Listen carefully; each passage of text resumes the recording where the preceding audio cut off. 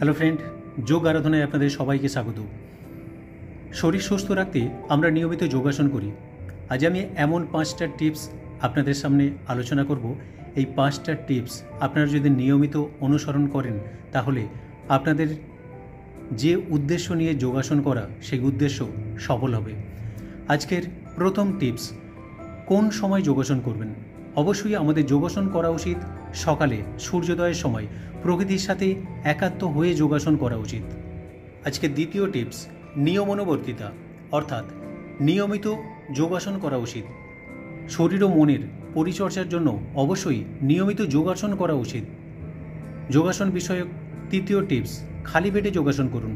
খালি পেটে যোগাসন করলে আমাদের শরীরের এবং মনের ওপর যোগাসনের বিশেষ প্রভাব পড়ে, তাই চেষ্টা করবেন নিয়মিত খালি পেটে যোগাসন করার। যদি খালি পেটে সম্ভব না হয়ে থাকে, খাবার অন্তত 3 থেকে 4 ঘন্টা পর যোগাসন করুন। যোগাসনের চতুর্থ টিপস, জোর করে যোগাসন করবেন না। মনে রাখবেন, আসন আমাদের আরামের জন্য, কষ্টের জন্য নয়। যে আসন করে আমরা আরাম পাই সেটাই আমাদের শরীরের জন্য প্রযোজ্য।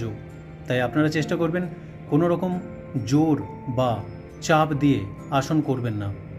যোগাসনের পঞ্চম টিপস, যোগাসনের শেষে অবশ্যই শবাসন করুন। আসনের শেষে শবাসন করলে শরীরের পেশিগুলি শিথিল হয় এবং উপকার বেশি পাওয়া যায়। এই 5টা টিপস আপনারা যদি নিয়মিত অনুসরণ করেন তাহলে আপনাদের শরীরে এবং মনের আমূল পরিবর্তন আসবে।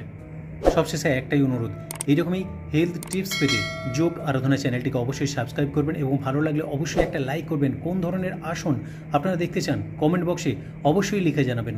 সকলে ভালো থাকবেন। অসংখ্য ধন্যবাদ।